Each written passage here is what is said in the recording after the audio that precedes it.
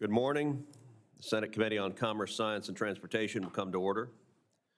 Today we'll consider 3 bills, several Coast Guard promotions, and a slew of nominees for roles at the Department of Commerce and Transportation, including Neil Jacobs to serve as Undersecretary of Commerce for Oceans and Atmosphere, the head of NOAA, and several key DOT model administrators. Weeks ago, my home state of Texas was hit with catastrophic flash flooding that claimed over 130 lives.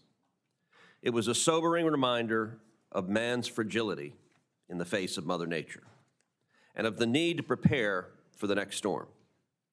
Just last night, tsunami alerts were issued across the Pacific following a massive 8.8 magnitude earthquake off the coast of Russia.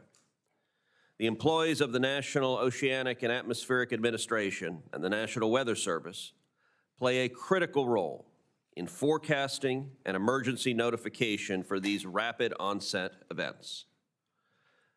I believe that Mr. Jacobs and Taylor Jordan, who will also be reported out this morning for a top role at NOAA, will improve our systems to better respond to such disasters. My hope is that they'll have more resources at their disposal. Ranking Member Cantwell and I will soon introduce together legislation to modernize NOAA weather radio warning systems and ensure that every American, especially those in areas with poor cell service, aren't left in the dark when it matters the most. I'd like to say a few things about the legislation we're marking up.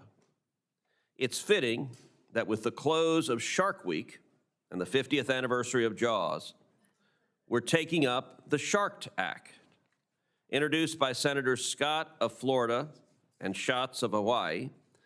This bill tackles shark depredation, which occurs when sharks steal hooked or caught fish before anglers can reel them in.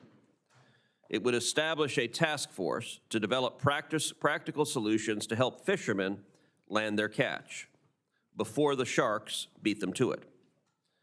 The Streamlining American Manufacturer Strategy Act, introduced by Senators Blunt-Rochester and Budd, will help us better compete with China in advanced manufacturing. It aligns the Manufacturing USA program with the National Strategy for Advanced Manufacturing. Finally, we're marking up the Space Exploration Research Act. This bill authorizes NASA centers to sign agreements with states, universities, or nonprofits to develop unused facilities for space research. This helps not just Johnson Space Center in Texas, but every NASA center, including New Mexico's White Sands Test Facility, Mississippi's Stennis Space Center, Ohio's Glenn Research Center, and West Virginia's Katherine Johnson Facility. I thank Senators Padilla, Schiff, Lujan, Britt, and Wicker for joining my bipartisan legislation. For the information of senators, there are a few changes to today's markup agenda. We will no longer be moving the Traveler Privacy Protection Act from Senators Merkley and Kennedy. This bill is designed to put guardrails on TSA and stop another government agency from potentially collecting sensitive personal information about American citizens. My understanding is that some members want additional information about the bill, so we'll keep working on it later. I know many of you have other markups and appointments, and we have a lot of roll call votes planned for today. Given attendance, I don't know if we'll get through all of the nominees, so we're going to split this up.